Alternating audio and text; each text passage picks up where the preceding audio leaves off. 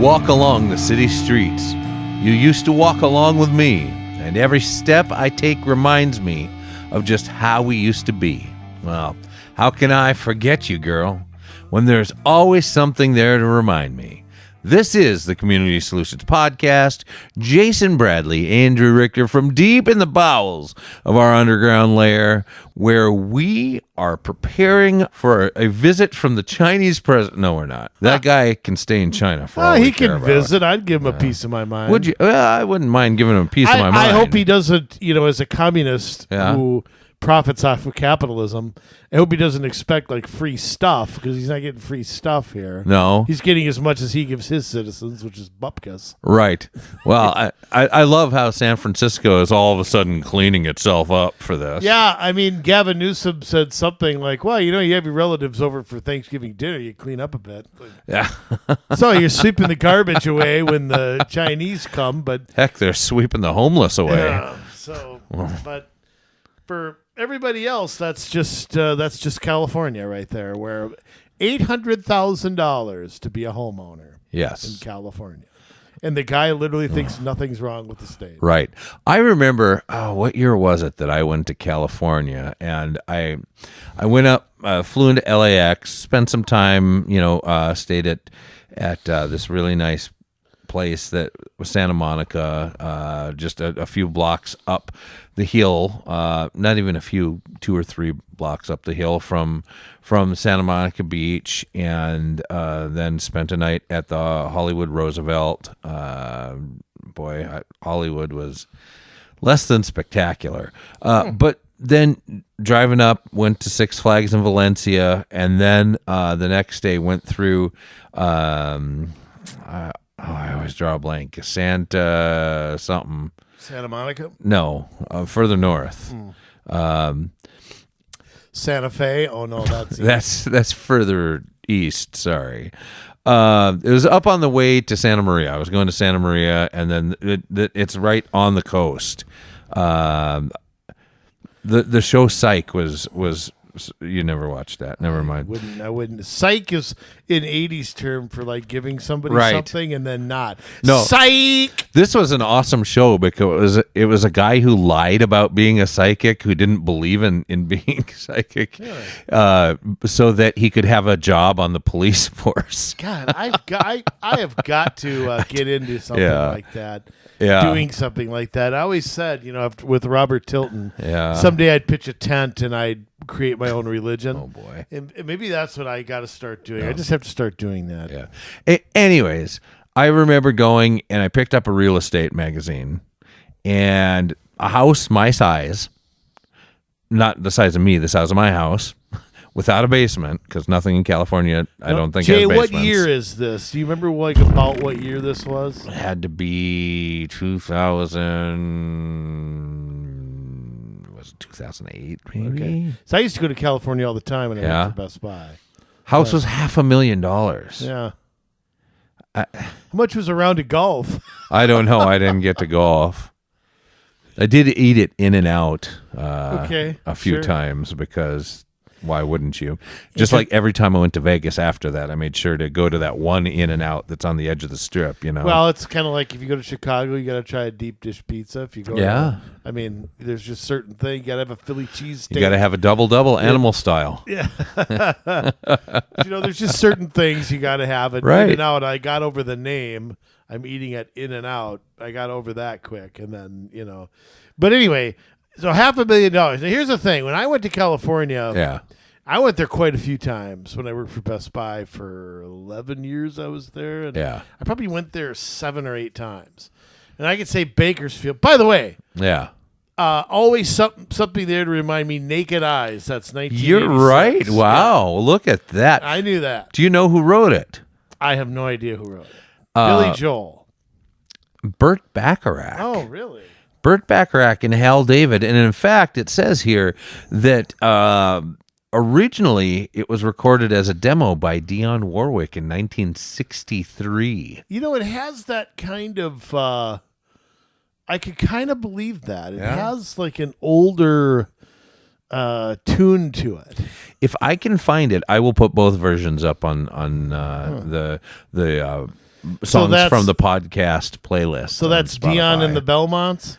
That's Dionne Warwick, the Psychic Friends, Dionne Warlock and the Psychic Friends, yes. What'd she sing? The children are our future. So that's not the Wanderer guy? Okay. No, it's not the All right, then I don't know. Wanderer. I don't know. Not that guy. I only know that Dion. Oh. Or Deion Sanders. That's the only Dionne Warwick. I think she hung around with Michael Jackson, didn't she? Oh, okay. I couldn't tell you. Yeah.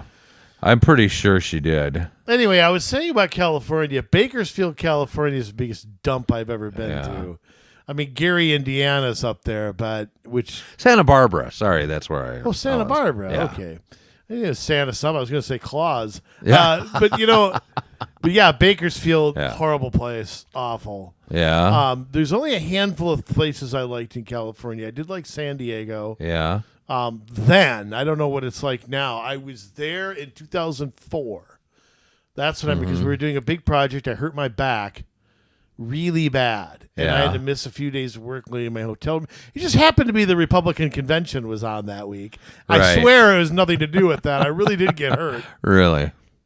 I did like Venice Beach. I thought. Oh, I loved it. Venice Beach was a great Santa Monica place. and taking that walk down Venice Beach from there. A lot of panhandlers and a lot of one thing about being homeless. California is just a warmer place to be homeless. Right. Really, there's nothing special about that. But so there's a couple places I liked. I did actually go to Sacramento once, and Sacramento was kind of a nice moo town. You wouldn't believe it was California. Yeah. And I've never been to San Francisco or never been to the Bay. Me neither. I'd like to go up to Redding, up with the the mountains in the north. I'd like to go to like Yosemite National Park or something. But yeah, I have no desire to go there. Zero. I mean, none to go to any place in California. And it's so sad because California was the state you dreamed about as a kid. Oh, Seeing I know. the Hollywood Hill. I did go to the Walk of Fame, and that was all right. I mean, it's nothing major. I did see Ronald Reagan's. I remember but that was back when I had a flip phone. Right. I couldn't really take a picture of it. But I mean, that was kind of cool. Yeah. But once you did it once, it's kind of one of those things I don't really care about. I went to the Rainbow Room. That was fun. Okay. My favorite pizza place in the world is in Superior, Wisconsin, called Shamrock Pizza. Oh, the best pizza I have ever had. Okay. The Rainbow Room came second. Like, it was very close to yes. Lemmy from Motorhead, like, he was a fixture there. Like, I don't know if he ever went home. Eating pizza 24/7. I don't know what he's doing. I don't think he's eating pizza. I gotta say though, there is one thing I'd like to do to Cal. I'd like to go to Dodger Stadium. If I could do one thing, I'd go to see a Dodger game. That's maybe the one thing I would want to do. Other than that, I don't care to ever go there. I really like the Gulf of Mexico. I really like going there. I really liked Biloxi when I went there. Yeah. Love Florida. I'd love to go back to Texas, but California. I wrote this song once upon a time, but back around I think the time that I went to California, and I've never recorded it. And I love the song. And it's California Dreamin', right? No, you were singing it earlier. But I did have a line in there. It was talking about like taking a road trip and just just the feel of driving down the freeway and passing by city lights and all this. But one of the lines in there is California's calling my name. And back then when I wrote it, it was still like, oh yeah, California, that's the place to go. If you're taking a road trip, if you're going on a vacation, I love the beach. I love the waves hitting the beach. I love it. To me, that's awesome. But now, I'd have to change the lyrics, and I'm not sure what I'd change them to. I don't know, but there was a time, and it wasn't that long ago, when New York and California were the places to be. Yeah. The old Frank Sinatra song, if you can make it here, I'll make it anywhere. Well, that's still true, because if you can figure that out, you got it made everywhere else. Yeah, but I mean, New York's become, it'll be the 12th largest state. I mean, it's already going down like crazy, and Texas will surpass California someday. Yeah. You know, I mean, it won't be in our lifetime, but it will happen. Yeah. So, I mean, they better wake up out there. I don't know what they're thinking. Look, there's only so many Mexicans who can run, jump, and swim across the border to make up for all the people who are leaving. And at some point, Silicon Valley will leave because, I mean, I know that they have the pockets of all the politicians out there. But someday they may not be. Right. You know, who says the next generation of socialists is going to take a bunch of Mark Zuckerberg's money? Yeah. Maybe not. And maybe he'll get a brain in his head and go somewhere else too. I mean, I'm just saying, Elon Musk is already moving out of there. Absolutely, he is. You know, somebody will figure it out. And Jeff Bezos is, it sounds like, moving out of the Northwest too. Well, I mean, why not? Yeah. What's the point of, you know, I mean, the thing that bothers me are all these guys talking about how, you know, we don't have enough in taxes and all that, yet they try to avoid paying. Oh, it, yeah. You know, it's the limousine liberals are, you know, just a disease on that side. But yes, you know, anyhow. So yeah, I knew the song right away. You got to give that to me there because here's the thing. You nailed it. Here's the thing. I do remember when that song was new. I want to say it was 1986. Yeah. Don't know why I know that. But I do kind of remember the time when that song was brand new. I don't know why. Huh. Well, go figure. I'm trying to think. You would have been. I was 9 years old. You would have been like third grade. I was gonna say. Well, I mean, I remember a couple things about 1986. The World Series. Yeah. The Bill Buckner play. Of course, Mookie Wilson. WrestleMania 2 because I had to talk my dad into watching that at a movie theater because it was closed circuit TV. We didn't have cable. Right. And I'm like, yeah, it's King Kong Bundy and Hulk Hogan. And my dad's, the guy from the Rocky movie? And I was like, yes, Dad, the guy from the Rocky movie. So, I mean, that was so, I mean, but I dragged him there and he loved it. So, that's great. Yeah, it was cool. I remember seeing a WWF event at the Duluth Auditorium once. My grandpa took me. Before Amsoil Arena. Sure. It wasn't at the auditorium. I'm sorry. It was at the arena. You know, where the Bulldogs used to play and all that stuff. Yeah, the hockey arena. That's where they had all their concerts and stuff, though, too. I mean, they had everything from monster trucks to Metallica to. Whatever. It's weird. All those big bands used to go to Duluth back in those days. That's much more rare of a thing now. I don't understand it. You'd think the smaller, more intimate venue would be a better thing than playing like Target Field. Yeah.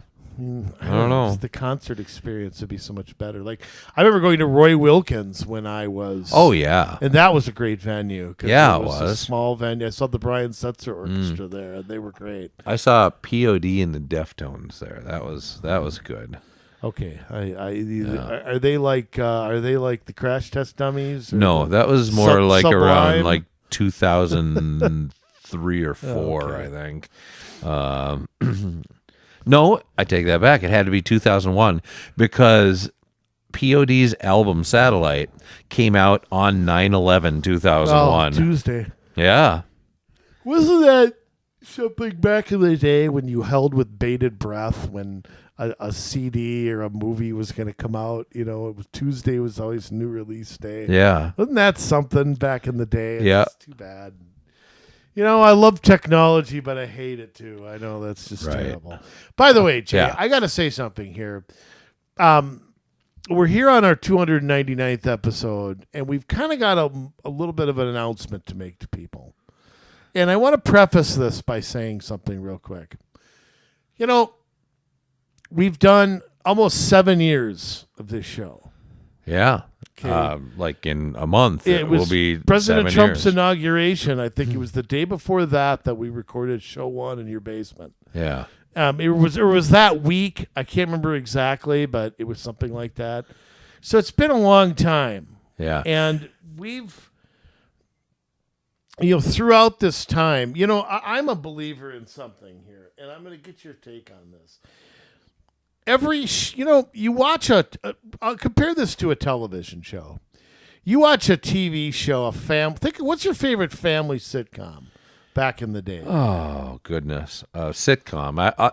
If it was show, I would have said Dukes of Hazzard. That's not really a sitcom. Right. Kind of mixed humor with action. Well, think of a family sitcom from like the 80s and 90s. Probably Cosby Show. Okay, the Cosby Show. You've got a show with parents and kids and all that. Yeah. Any show like that has a shelf life. Because the kids get older, the family dynamic changes, and changes have to happen to keep the show going. Right. You can't have Theo can't live at home, when he's 30. You know what I mean? That would work today. Maybe. I always said, because one of my favorite was Family Ties. Right. Which is the weirdest one, considering you had 5 people. None of them look like each other. Right. Michael Fox is like 1.5 feet shorter than his dad.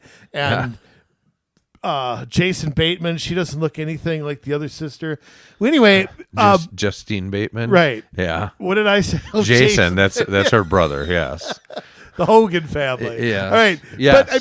But the point being that one of the reasons that the creator of that show wanted to stop the show was that Alex, Michael J. Fox, was too old to live at home. Yeah. And he was the main breakout guy. And they said, can't do this. He's like 25. Mm-hmm. I mean, he's got a college degree. He's conquering the world. He's living at home. We can't keep the show going anymore. Yeah. And the show was doing very well. It was still very good. And the reason I say this, okay, is that when you do a podcast, okay, and you do one, and no matter how good it is, it reaches a point where the show has to change a little bit. Yeah. That something has to be, look, I love doing this stuff. Yes. Doing the podcast, my show and our show is part of it's like brushing my teeth. It's part of my weekly routine. And I'll say this. Let me just say this one more example real quick. You remember the show E! Hollywood Story?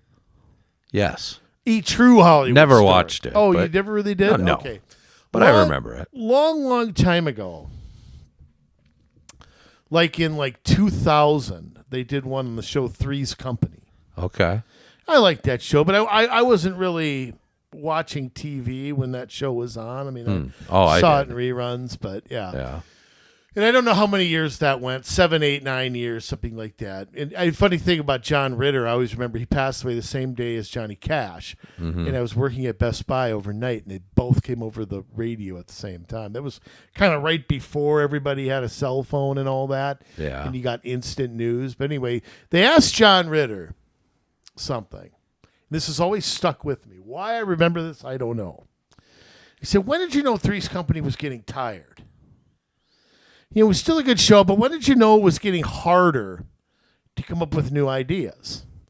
And he said that in the first season, he and the girls were hiding a puppy from Mr. Roper. Yeah. In their apartment. And he said in the last season, they did a show where and it was different girls. Suzanne Summers was on the show, and Don Knotts was now on the show, Mr. Furley. Right. And he said they did a show in the last season where they were hiding a kitty from Mr. Furley. And he kind of went, oh no, we're running out of ideas. Right. That happens on a podcast too. Well, with Happy Days, you refer to it now as jumping the shark. Yeah, right. Right? The episode where Henry Winkler as the Fonz jumps over a shark. Now, that's when they knew, okay, yeah. I hate to bring up hate to bring up Dukes of Hazzard. Yeah. But when they put the General Lee over like a 2 silos, I went, okay, that's a little hard to buy there. Yeah. I mean, they could jump a lake. I could see that. You could jump another car. Yeah. But when you, I mean, they legit did that. Yeah. But when you jumped a silo and like the Empire State Building, that's when I kind of went, all right, you're violating. Orbited the moon. Yeah. Yeah. Went to the Milky Way and back. That is jumping the shark in a way. Yeah.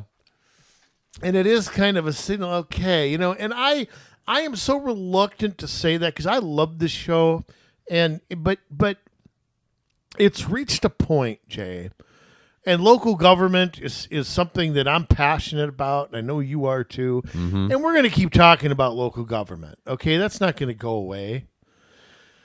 But when I think of things to talk about on the podcast, and then I go back to episode 123, and I'm like, okay, well, we kind of said what we need to say on that. You can go listen to that if you want to.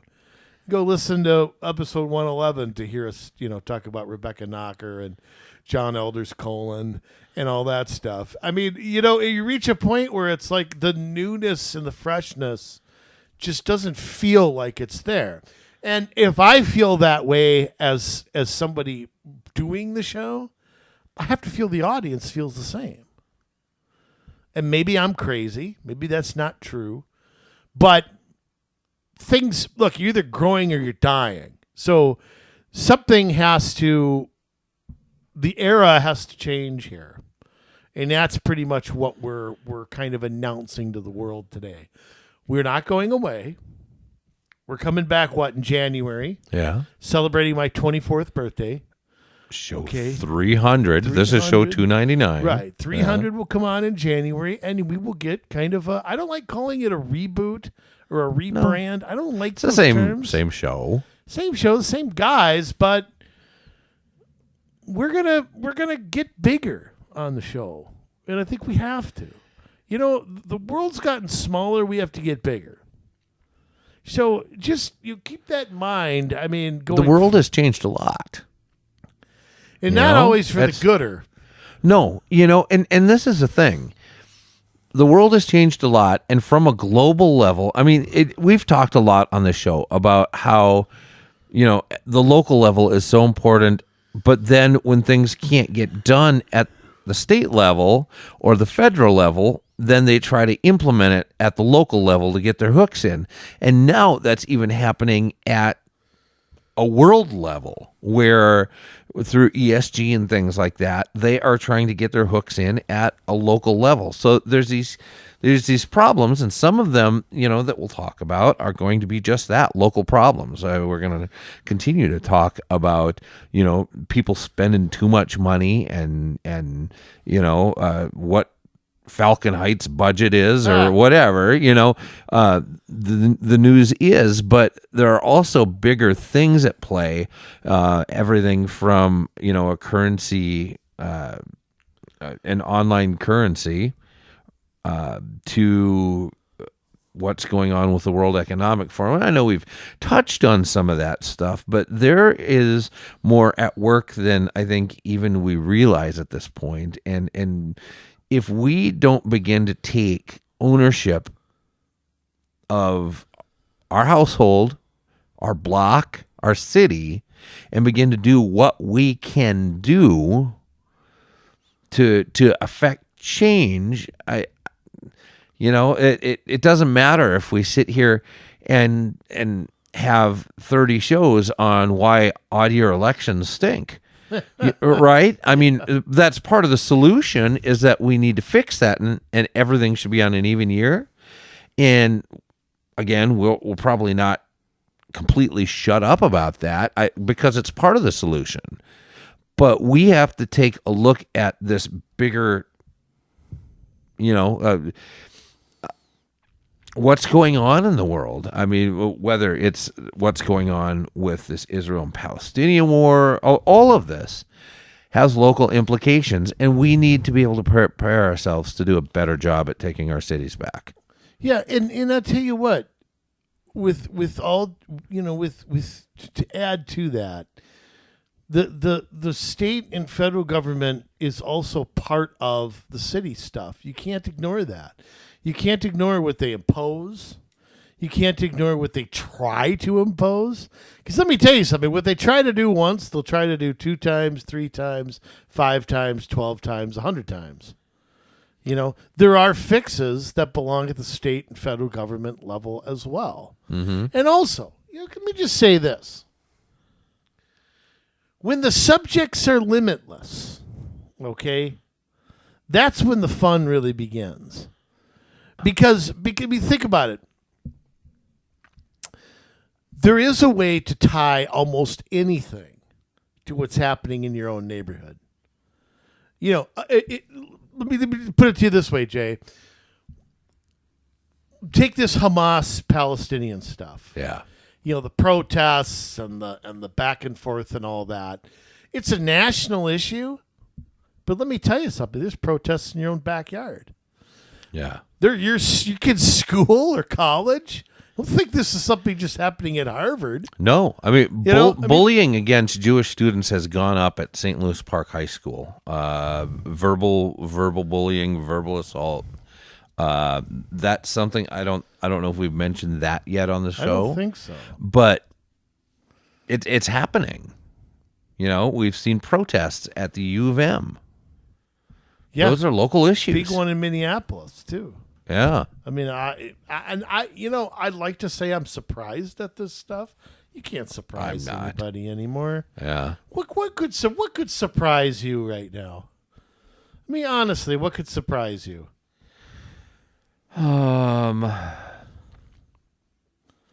Exactly. I guess if aliens came down and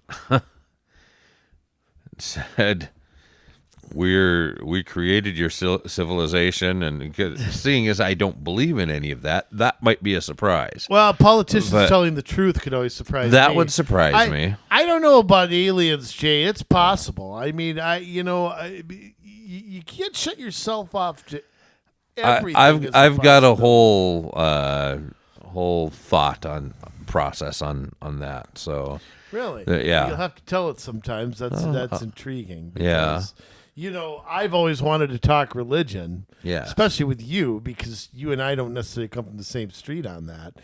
We do and we don't. I mean, if that's kind of a way to tease that. But, here's the thing. Because, here's the thing about organized religion. And I'm not bashing religion in any way.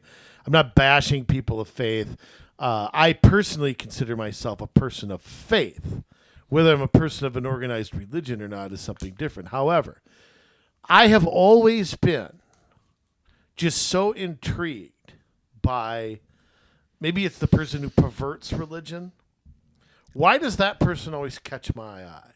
How did Jim Jones, the Guyana massacre, how did he get 1,000 people to drink the Kool-Aid? Right.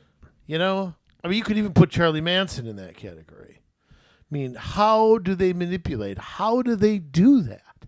And why can't I do that?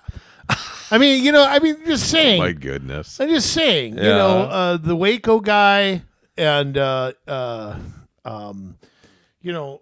did they get? I mean, when I was growing up and I watched Robert Tilton, and I saw people who didn't have a bucket to piss in send them all their money, because Bob said that you had to show your faith. It's the only way you were gonna be spared eternal damnation. Oral Roberts, who twice predicted that the world was going to end, and he was going to give his life for the Lord Jesus Christ. Why can't I shake that? Why can't I shake the thinking? I think of that, and I just think of the biggest con men, and I just, it's always, is it? I mean, what's my problem? Well, there? I mean, there's some truth to it, and that's the kernel of part truth of the in hook. Everything. Is that okay? It's important that we show our faith, and faith is putting action behind what you believe.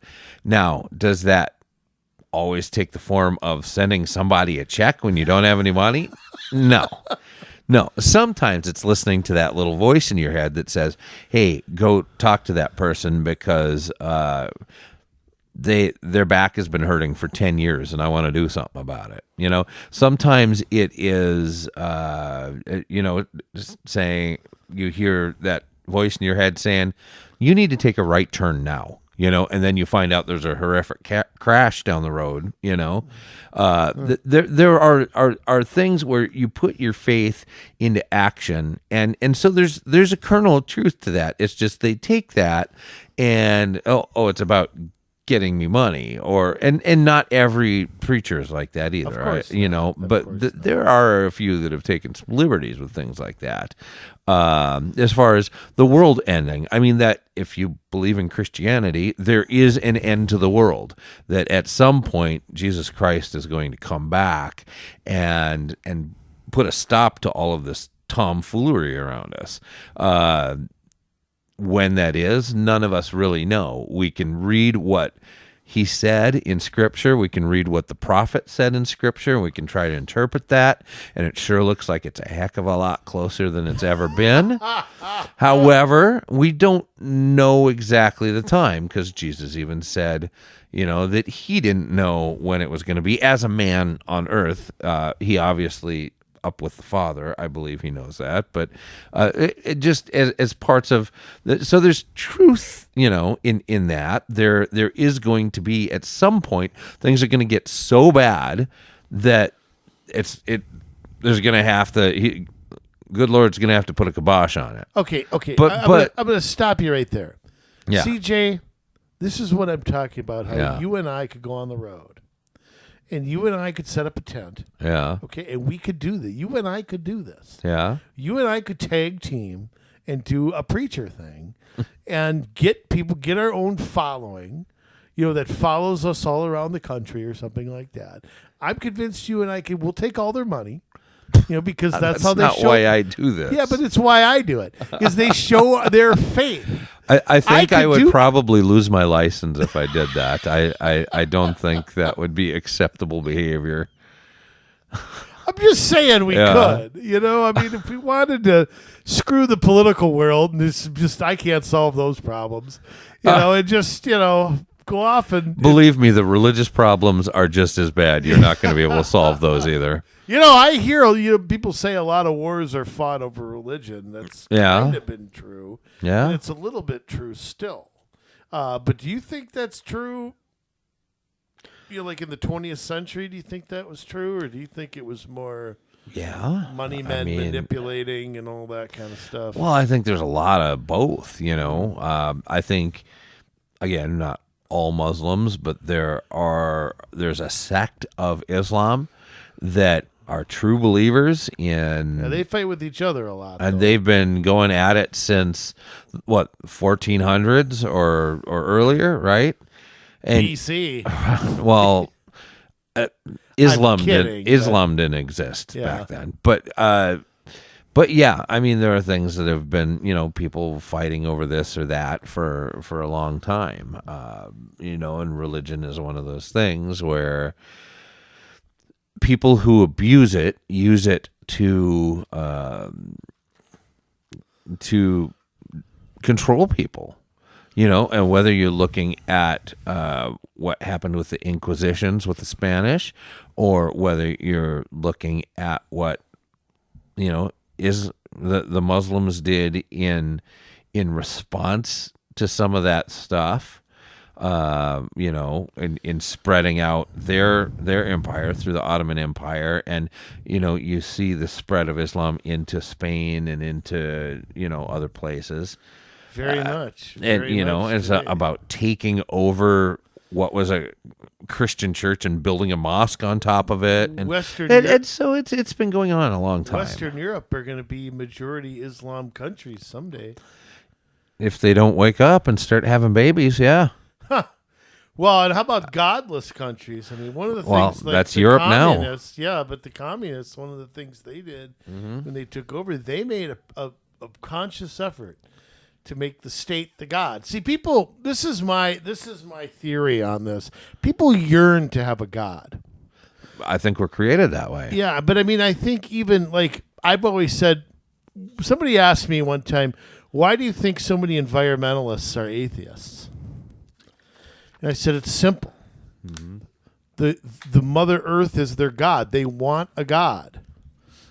They want, and I always said this, the shallowest thing in the world is to believe in nothing beyond yourself. Right. But they want a God. They want the sun and the earth and the oceans and all that for something to believe in. It's the natural thing of human beings to think and want something beyond where we are. Right.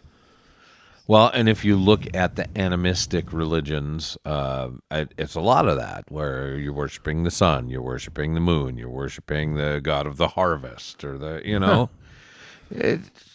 it's just the way, I don't know. But yes. Aren't these discussions great? Yeah. I mean, atheism really hasn't had a large hold. I mean, it's always been around, I think, to some degree. But I think that it hasn't had the hold that it has now until we became an intellectual society. When we become too smart for God, and we make ourselves to be God. It's the story out of Genesis with the Tower of Babel, and we're going to reach the heavens. We're going to be this amazing thing, and then God confuses their language and sends them away. That is really what we're looking at now, where especially in Europe, and it's becoming a part of our culture here in the U.S., where we're so smart, we can build anything, we can create a virus that we can then turn around and find the cure for. Oops, it got out. That we are trying to do the same thing with AI, trying to do the same thing, create this godlike thing that will have all the answers and be able to figure out how to cure cancer and create a rocket ship to go to Neptune.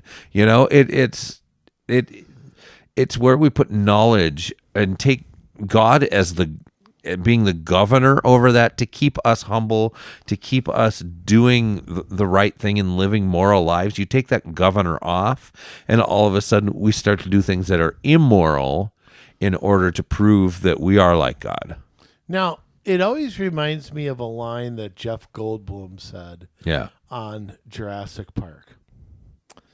They're all sitting, Sam Neill and all, they're all sitting around the table, and the older guy, I can't remember the British guy, great actor, I can't think of his name, but he talks about how they've created all these dinosaurs. They've genetically modeled. You take this is very similar to what you're talking about. Yeah. You take an animal that's extinct and you bring it back from the dead. Which they are trying to do, by the way. We might have to make a podcast about that true. at some point. And Jeff Goldblum says, you guys are trying so hard to figure out if you could. You never stop and think if you should. Right.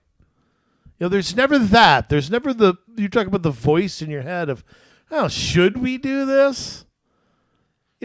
What's the deal? Okay, so dinosaurs are extinct. All right. No.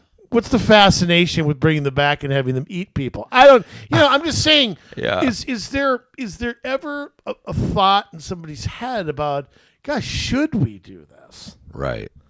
And where do you think, because I'm a devout capitalist, Jay. I mean, I'm somebody who believes in. Me too. Somebody believes in goods and services and all that. But does there come a time where the dollar runs you to the point where, it becomes something evil? Absolutely. The love of money is the root of all evil. Some people misquote that and say money's the root of all evil. No, that's not what the quote is. The quote is the love of money is the root of all evil. When money is a tool. And it makes I love money. And it makes you more of who you are. Yeah. If you have money and you do good things with it, money's a good thing. If you have money and you do bad things with it, like buy up a whole bunch of the farmland in the United States, Bill Gates, or use it to overturn nations, like George Soros, or you just yourself while you watch homeless people suffer in the streets, or your brother or sister who can't make it, let them suffer, that's when money becomes an implement of, or a tool to implement evil. or bad things, that aren't as good as. Now, let me ask you something about that, because how do you reconcile that? Because I agree with every word you just said. At the same time, I don't think it's government's job or my job or anything else to tell somebody how much money they can make. No, it's not government's. So again, Bill it's Gates, not about. if Bill Gates has no moral compass. Yeah. What are we supposed to do to stop him from creating his own empire? Because he's doing it. Right. He absolutely is. I mean, maybe I got to go a little bit with Jesse Ventura here. If you can set a minimum wage, set a maximum wage. Maybe we got to go in there and we got to do something. I mean, the government, no. But, I mean, there has to be some way to stop these people from creating their own empire. But really, is that the answer? Probably because not. You have Bill Gates, and doing terrible things with his money. And on the other hand, you have Elon Musk, who bought Twitter, freed up speech online for millions of people that were getting censored. There's truth in that. Again, money is just a tool, and what you do with it is so really we have to have good laws around not how much you can make, but it also, I think it's incumbent upon us to make sure that we live good lives. So being close to God, understanding our moral structure, and not selling out, because we can do evil too. Even if we don't have a lot of money to get some money, we could cut some corners. We could, for farmers that don't have a lot of money and they're struggling, selling to Bill Gates, selling their land to be a solar farm for Xcel Energy or whatever. I mean, it's or Madagascar, or not Madagascar. What's it called? It's Xcel, isn't it? Yeah, it's Xcel. Yeah. Doing that kind of stuff can be just as evil. But again, does there come a point where I'm selling, I'm making a transaction. What somebody else does with it isn't my purview, because they can up the money to the point where you almost have no choice but to say yes. But I just put myself in a position of a farmer. All the land around me is getting sold. There's political pressure on me left and right. At some point, don't you have to go, okay, look, I give up. You don't have to. And it's only because people do that, if everybody did the right thing and said, no, Xcel, our power plants are important, and having land to grow food for this country and to send overseas is important. No. Well, in then a perfect we'd world, be better. Xcel wouldn't have a monopoly either. So well, that's true. And at some point, maybe they won't, if we can learn to get off the grid more. But those things are so inefficient. We have to get off the grid, though, because electrical grids and stuff like that, I'm telling you, are prime for a cyber attack. Yep. Prime for the Chinese or the Russians to knock out. It's prime imperative. for our own government to use as a control mechanism. Right. Look what happened in California under COVID. We're going to shut your water off if you don't do what we tell you. Right. Shut off water? Yeah. Or I want everybody to be on electric cars, and then within days, oh, well, I don't want people charging their electric cars. What? Or Xcel Energy in Colorado that started controlling people's smart thermostats. That's next. That's coming. You got the air conditioner on too much. Yeah. Doesn't matter that you're paying for it. It's not your choice. It's ours. Right. I'll tell you what. Over the years, I've grown so pessimistic. And this again. Now, look, is some of that me poking the bear here at you? Yeah, some of that's true. But some of it is also like, I can understand how people give up. I can understand how people say, you know what? Can't beat them, join them. Yeah. There are days I feel overwhelmed. And I am the eternal optimist. I am always the one That's a problem with you. You need medication to bring you down. I will fight. I will, I'm sorry. I'm not giving in to evil. But there are days where it's like, oh my word, how do we fight all of this? I'll be honest. And if I feel that way, well, like one of the things I've tried to do in my life is, I, as devout of a capitalist as I am, I hate big corporations. yeah. I can't stand them. Well, they make their own rules. I mean, it's not true capitalism. No, and it's also not. They've become very political. Yeah. They've become very hard places to work at. But I have trouble. I do work at one. In one of my jobs, I do work at one. I have to make a living. And I can sit here and take a principled stand. No, I'm going to go work at, Johnny's flea market. But I also have to put food on the table. And and you can rationalize that any way you want to. But it's sort of like, okay, I can either, and look, the second I don't have to, Jay, I'm not going to. All right. I'm just going to be blunt about it. It's the truth. But, you also have to do some things to get by in life. I mean, I know you've gone out of the corporate world and working for yourself, and I commend that because I think that's not easy. I think that's really difficult to do. And I know what your schedule's like, and mine too. They're pretty crazy. But it's so tempting. I spent, when I worked for Best Buy, I spent 11 years working for that company. Yeah. And I saw a thing, and as much as I loved the company, Yeah. but when they let me go, I went to myself, God, I've traveled for this company. I've worked days, nights, weekends. Yep. And when it came time to they didn't need me anymore. Yeah. Kapoof. Yeah, it is political, and they don't treat people well. I won't say who I worked for, but let's just say I just wanted to be left alone to work, and I wanted to be able to listen to the music that inspired me to do better work. And they didn't like that. But yet you could have people that sit and take a million breaks, hang out over the cube wall and have conversations, go out for a smoke 5 times a day. I would 5 times an hour with some smokers. I would sit in my desk and work. I would get up. I would eat while I work, get up at lunchtime, go take a walk, come back and go back to work. But that's frowned upon. That's looked down upon. And I got tired of doing projects like, all right, you have to make sure we update all of our documentation with this change that's coming from the government. It's like, I'm not doing anything that means anything.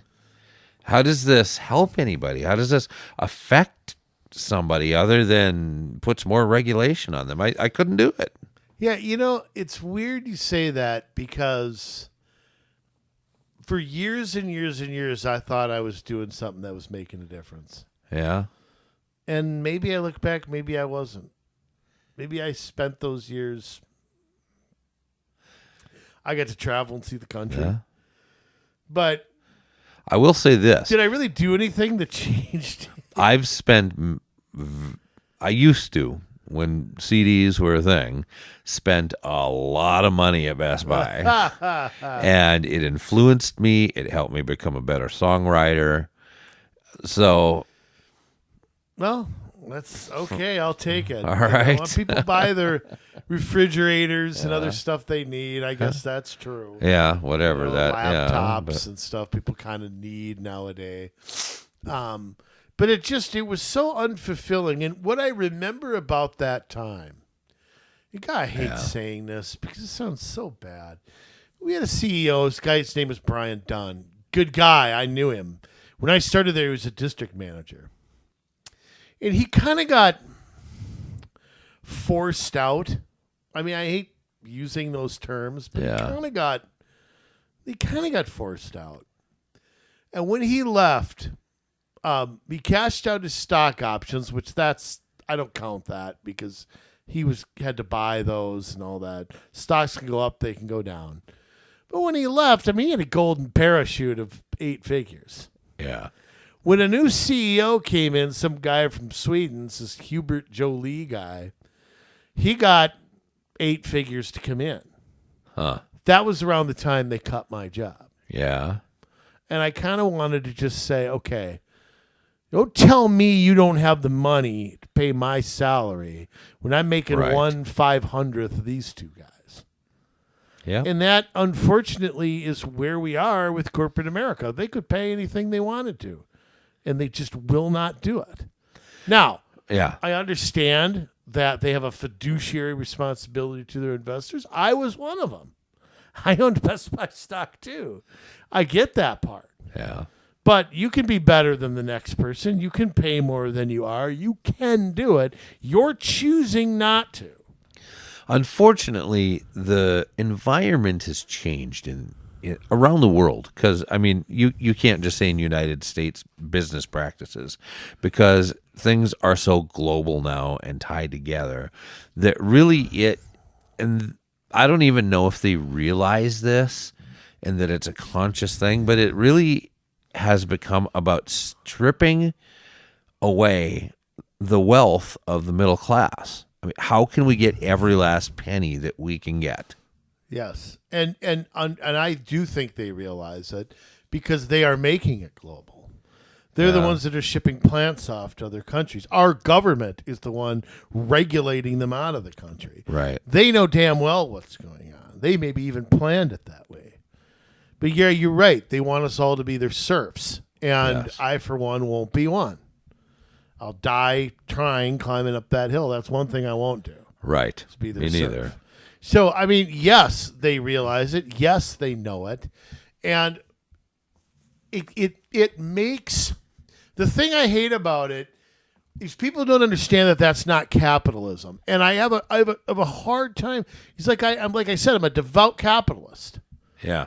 And that's not capitalism. A No. major corporation who has an oligopoly over, certain sectors of our economy Yeah. is not capitalistic. No, and when they all get together at the World Economic Forum and decide this is how business is going to be, and it hurts the mom and pop shops, it hurts the mid-level businesses, and it really only helps in the long run. It even hurts the big corporations in the long run, but they can withstand it long enough until the governmental facet is finished, and they're able to work together then to be the last man standing.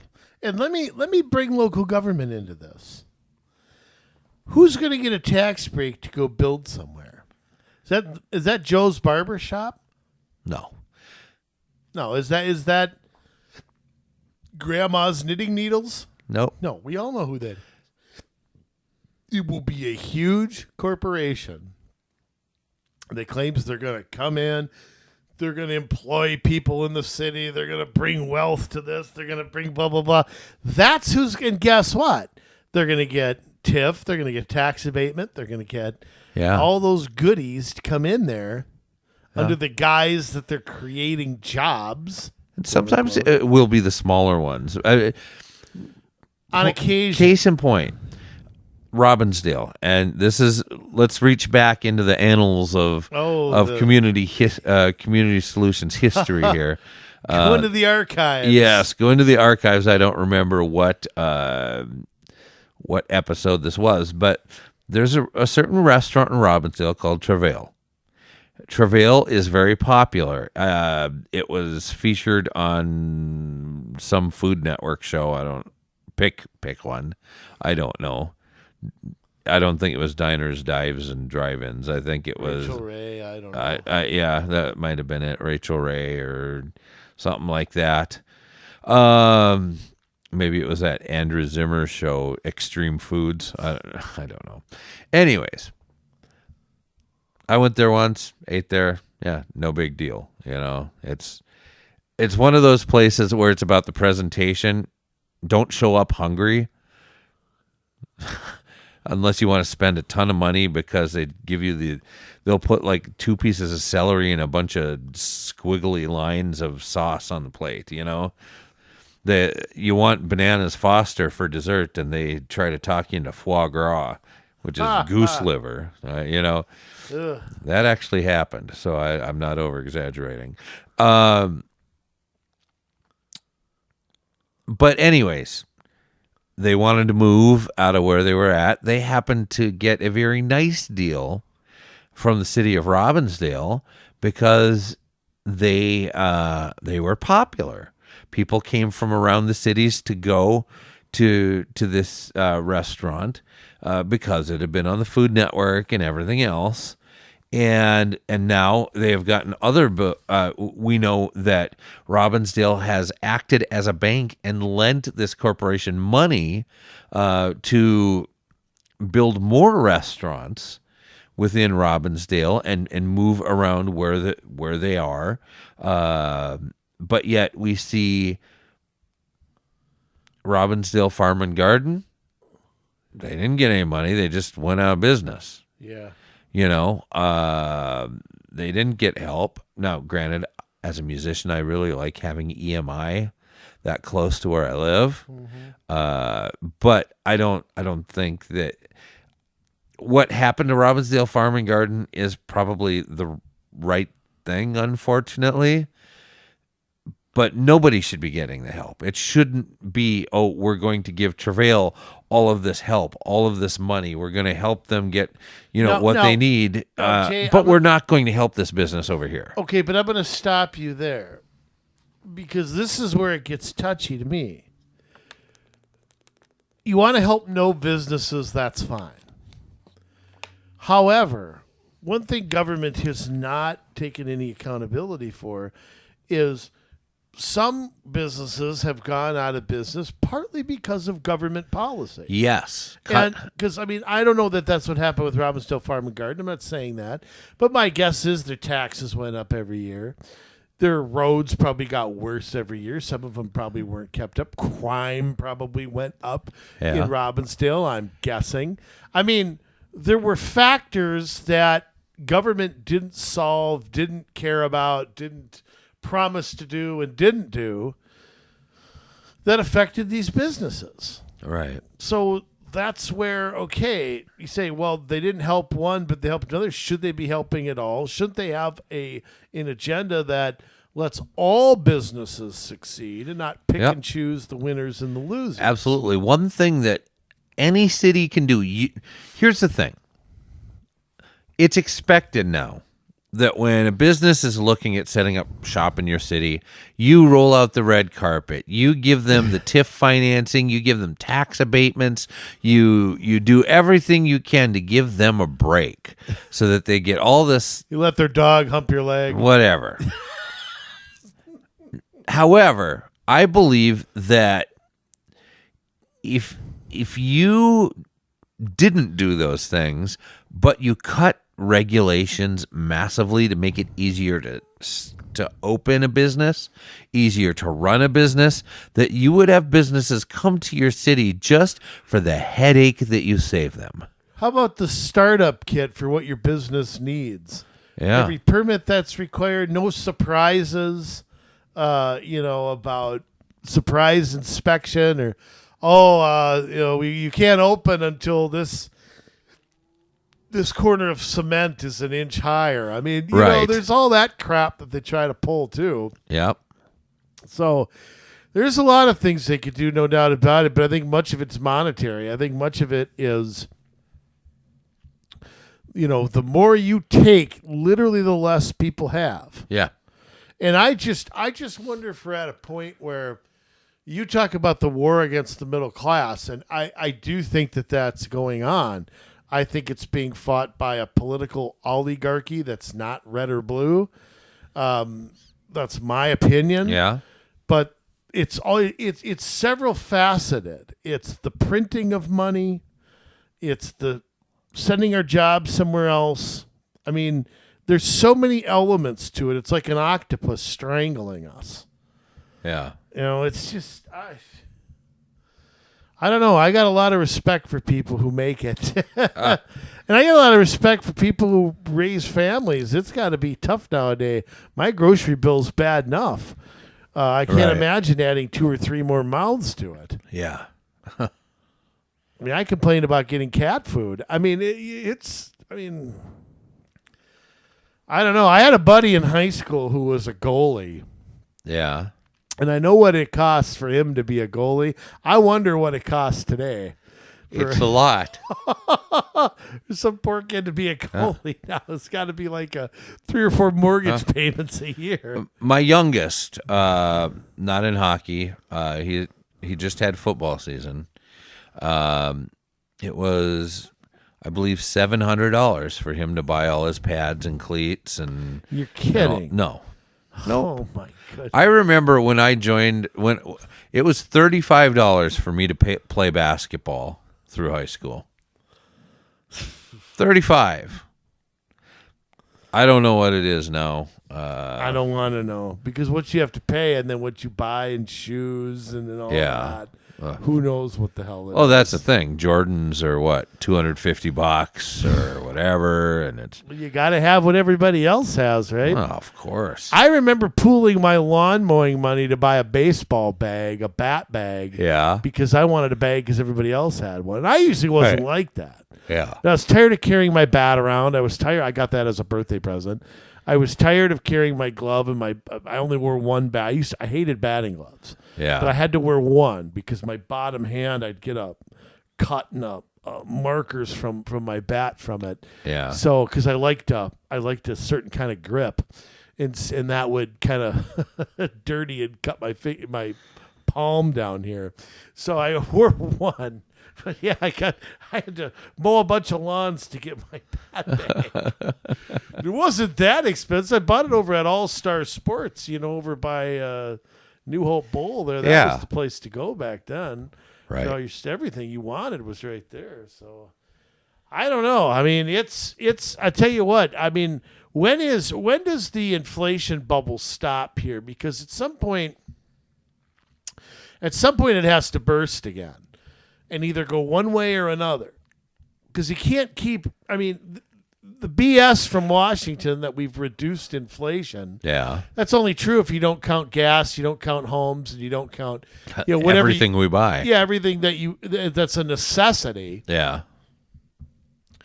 And we're printing money left, and we're printing money more than we ever have. Yeah. So I mean, there's no end to this. There's no end to this inflation. I don't care what party's in charge or anything. The only thing that's going to stop it is getting rid of the Federal Reserve. That's the only way that you can control that. Congress can't control it either. The Federal Reserve's a separate entity. Right. So I mean, when are we gonna put the kibosh on this inflation? Well, there is one other way. There is. It's not a good way. It's the Chinese calling the bonds in. Well, no, but I mean, it's really a crash of our economy and then coming in with the digitally backed currency because they can determine the value of it. Then, it's. You believe in that. You believe in that pretty wholeheartedly. I don't believe in it as far as. No, that it's coming, I mean. Oh, they're ready to put it in. What's stopping them? They're waiting for the right time because I think there'd be a revolt. I mean, because you At have least in the U.S. You have because you're supplementing the dollar. You're supplementing the dollar. Plus, everything would be digital. There's no more tips or anything like that. Everything's digital. You can't just give somebody a $5 bill because you want to give them a gift. Everything's trackable. Everything's traceable to the point where if the government decides, you know what, you've had a couple too many donuts this month, no more for you, and they cut it off anytime that you go to try to buy donuts. You really think it'll get that crazy? It's already that crazy. They can already do it in China. Well, they can do anything in China. I'm just and that's what they're trying to do here. That is actually who's what they? I mean, who's they? The Federal Reserve. Federal Reserve wants a digital dollar. Yes. Now, that's being fought by a lot of governors and a lot of people trying to fight back on it. Yeah, there's some. But I always say to this, it's not up to them. So how? Yeah. I mean, Congress would have to pass a law, probably, saying Federal Reserve, you don't have the authority to do this. But the feds are the money men. They control Congress in many ways. I don't know that they can stop it. Yeah, I don't know. I just, from what I hear, they're just waiting for the opportunity. You know how it is. It's like never let a crisis go to waste, right? So when there's a financial crisis, which there will be, there will be at some point. Go all the way back to the Panic of 1907, which was manufactured by J.P. Morgan and all the other bankers. Yeah. It's an excuse to create the Fed. Right now, they're artificially keeping everything afloat, making it look as if nothing's wrong. But at some point, the bones will be so rotten that it will have to collapse under its own weight. They will not be able to float all of this forever. Don't they know that? Don't our politicians know that? Doesn't everybody know that this can't just go on in this direction forever? I don't know. I think that they actually think they might be able to do it. Do they just don't care? I mean, I don't... Because it's funny, when you talk about digital currency, I don't hear that much. I mean, I hear it on, the Glenn Becks and the Tucker Carlsons and the independent people like that. I don't hear... I mean, find a story on digital currency, on... any news, pick your news network. Right. And Fox doesn't talk about it. They don't talk about it at all. Nope. The last one to do it was Tucker. Yeah. I mean, they don't talk about it whatsoever. So is this something that's just going to be implemented and nobody's going to know? What do I do with my change jar? Do I have to turn that in? Yeah, you'll have to if you want credit for it. Wow. Yeah. So my paycheck is just going to be a digital thing on my phone. What if my phone doesn't work? How do I spend the money? That's a great question. I don't know. I can give it to my wife. She'll take it and spend it herself. Yeah, but what if if I drop my phone in a lake? Am I SOL? I can't get any gas to drive home? I mean, yeah. I gotta say this though, you have to think that there's a lot of elements that are going to fight that. Yeah, I mean those elements are sure. not all friendly with each other, because but you're gonna. It's kind of like driverless cars. I mean, people all think that's coming. Oh, that's here. Oh, that's going to be the new thing. I don't know. I mean, I really don't. You're going to have truck drivers associations fighting that. You're going to have bus driver associations fighting that. You're going to have insurance companies fighting that. They'll go out of business. You're going to have, you're going to have a lot of people just not wanting to and refusing to. Do you think autonomous cars? I mean, I heard, I go back to electric cars. We've been hearing they're going to take over the world since the 70s. It hasn't happened. It hasn't happened. They haven't had good enough technology yet. And supposedly they say that 5G is what's going to carry this forward. Talking about 10G. 5G is so bad. Let me tell you this. When it was 4G and LTE, like I had really good coverage everywhere I went. I rarely had disruptions in service. With 5G, it feels like all the time I'm having disruptions in service. It's terrible. You're talking about 10G. They better focus on fixing what they got. Jeez, that's what I have to say. I mean, you think driverless cars though are going to be the norm? I think they're going to want them to be. I mean, can we ever get to the point where 5G is so good that you'll never have a car go awry anywhere? Recently, there was something where there were driverless vehicles and there were accidents because there was something that took over.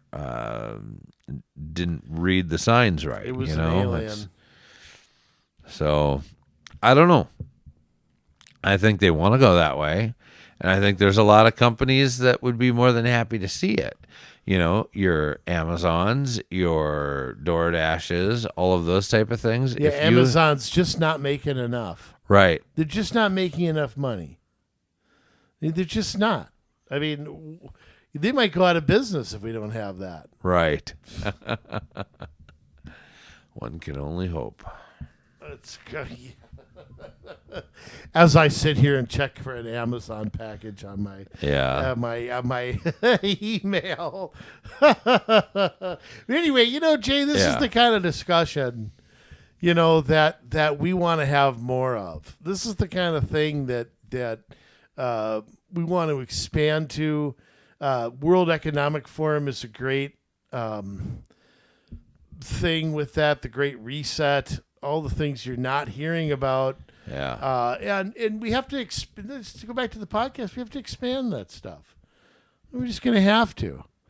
And all the conspiracy theories out there. I mean, it's just, it's all stuff there for us to do. And so I'm excited. I'm excited to change things up. To me, it's like it's like getting a new knee or something.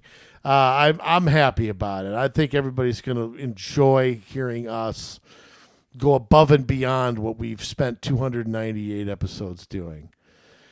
That's me. Yes. So if I get excited, I know everybody else will be excited. I think so. Like we said, I mean, it's not that it's changing. What you love about the show isn't changing, but we're expanding because the problems in the world are so much bigger, and there's still something for us to do as regular old people. Yeah, and I'll tell you something. One thing I think we really need to get into is college campuses. Because first off, college in this country is a ripoff. Yes. As it is.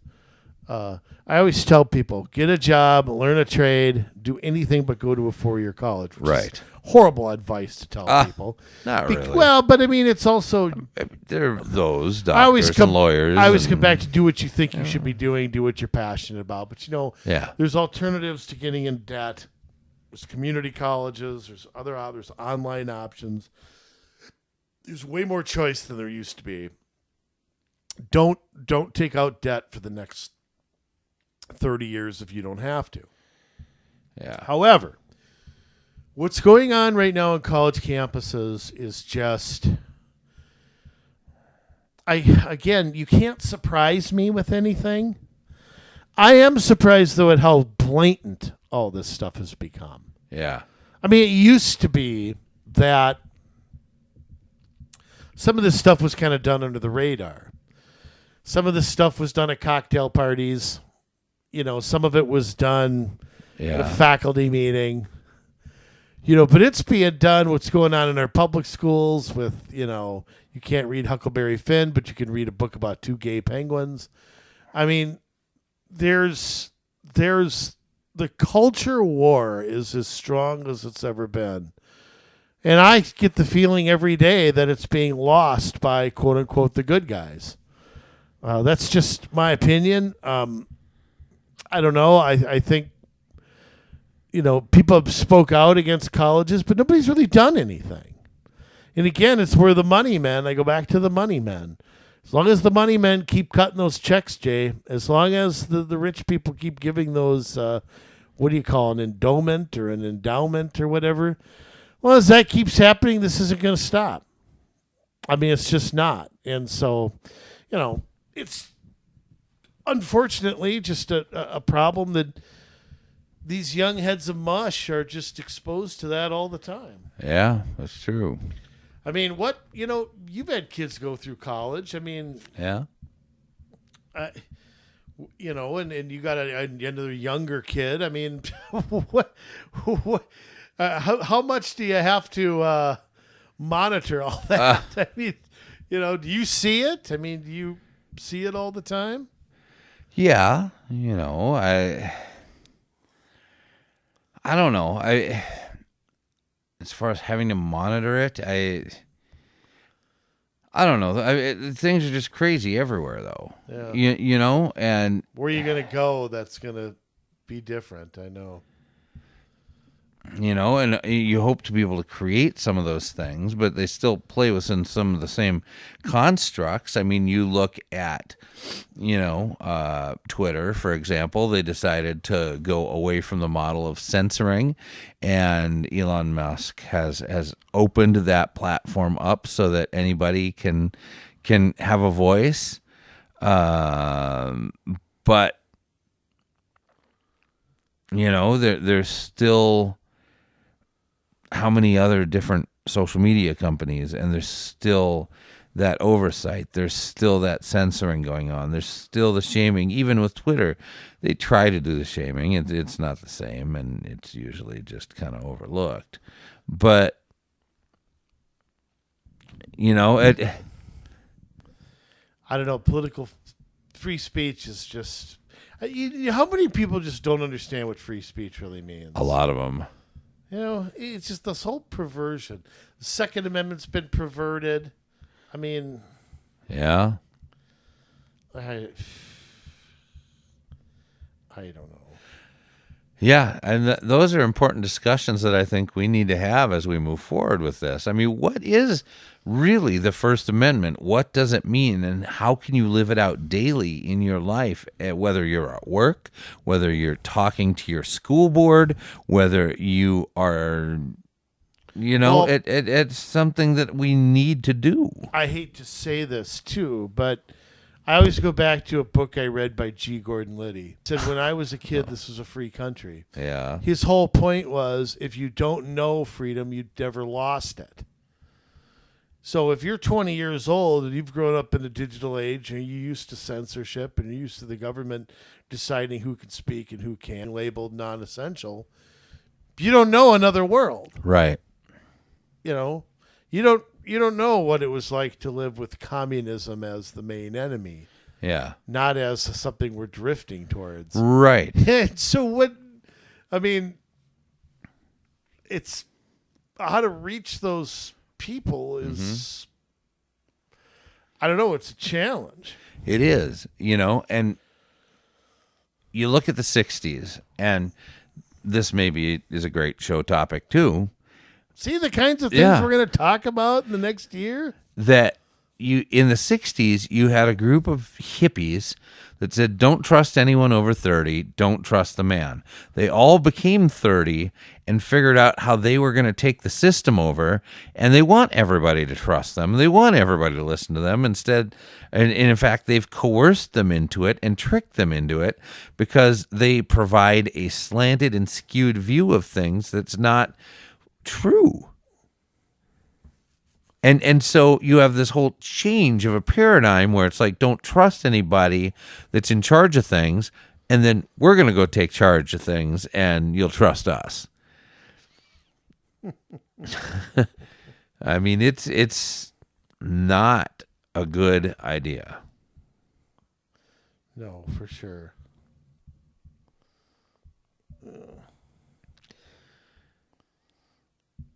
Well, I'll tell you what, it's those are the kinds of things, though, folks. I mean, we're going to get into in this next year. I mean, I hope you hang with us, and understand that for us to keep doing this, we need some other stuff to talk about. If you want to talk about all the local stuff, we got 298 shows for you to enjoy on Spot the Fly and on YouTube and whatever else we're on, Jay. We're all over the place. iTunes. Yeah. iHeartRadio. Yeah, I mean, Nickelodeon. All the things I might look like a cartoon character, but... Yeah, but I mean, it's just sort of a has to be that these things evolve and they change. And change can be a good thing, too. And like I said, we want to keep doing podcasts. We want to keep doing these shows. But I think it does have to go beyond talking about budgets and stuff. And I'm worn out on that. Aren't you worn out? Don't you hate looking at budgets now? It's in my nightmares. Really?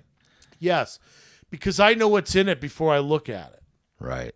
And then that just usually is not a good thing. It's usually not a good memory or not a, so it's like, I know exactly what I'm going to find in here. Right. Well, it's important. And there's lots of people that still don't know how to read a budget or this or that. I don't half the time. It's still that's that crazy. But we do want to teach that stuff, and we will. It's just there are so many different things that we can do as human beings, and we want to tell some of those stories, and we want to look back at history so that we can give a case for why something should be a certain way or why it is the way that it is, and hopefully love history. By the way, Yeah. we're going to continue history lesson. We haven't done that for a while. Oh goodness. And I'm going to make sure we keep doing that. But for now, Jay, you're going to sign us off for the 299th time. Yeah. I'm still lost on when this started. The sign, I don't know, but I just started ranting at some point, and we made a thing out of it. January 6th might have been part of it, if I remember. Oh, no, it was way before that. Was it? You had a lot to say on that day, so I just... Yeah. Anyway, styling and profiling, jet flying, limousine riding, wheeling, dealing, son of a gun. Jay, take us into episode 300. I'll do that. This show isn't going away, as we've explained. We're not going to be taking away the things you love. We're going to be making it more of what you love. We're going to go deeper. We're going to go stronger. We are going to make sure that we cover the things that are most important. And to do that, we have to make sure that we put this show in a place and in position to be able to cover the most vital topics of the day. And we're ready to do that. I sit here and I do these sign-off sermons, and I rant like a madman, and then I try to call everybody to action. And there's still a lot of hard work that needs to happen. There's a lot of things that go into making things what they need to be. And it's not all going to be an overnight fix. We're going to have to take a look at things, and we're going to have to chip away at some of this. It's never going to be a quick solution. Sometimes it won't even be one election cycle, but a number of election cycles. And that's just the reality of it. But if we do what we're able to do and what's in front of us, then things change. People begin to think a little differently, to accept some things that before maybe they weren't sure about. And so I believe that as we begin to tell the story of America, the good, the bad, the ugly, that we will begin to see a change in the people. I love being able to bring the truth. And Andrew does too. We need that space that this podcast provides to be able to do that, and to not feel like, okay, well, it's got to be about these policies, or it's got to be about these taxes, or it's got to be about these things, but that instead we would come and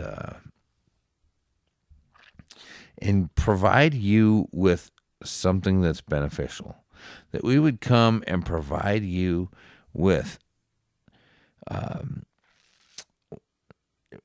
information, yes, but also the heart behind it, to be able to stand up to those that are not living things out the right way.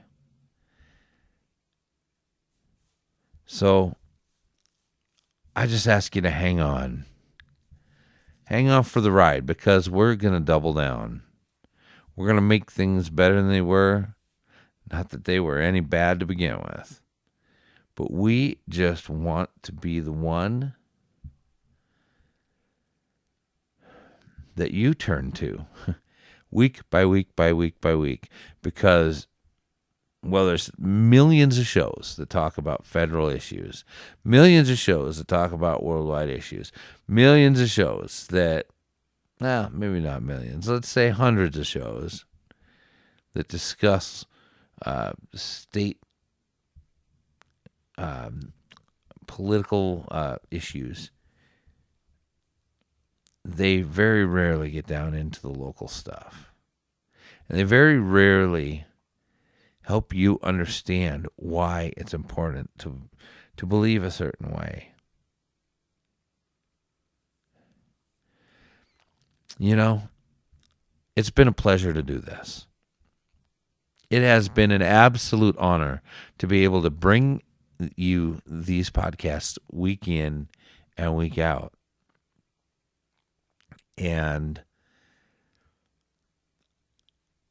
if we all come together and we fight, and I don't mean by taking weapons into the streets, but what I mean is that we stand arm in arm, we stand together, and we just say no to anything that this government wants to push that is against what you intend to be the change that you want to see happen. It just takes that time.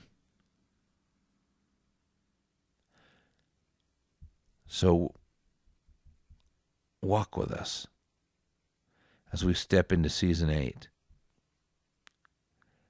We want to say Merry Christmas. Have a Happy New Year. Have a great Thanksgiving. I know it's a little early for some of that already, but it'll go fast. Before you know it, we will come on with a new fire, a new determination, and that we are in this to win.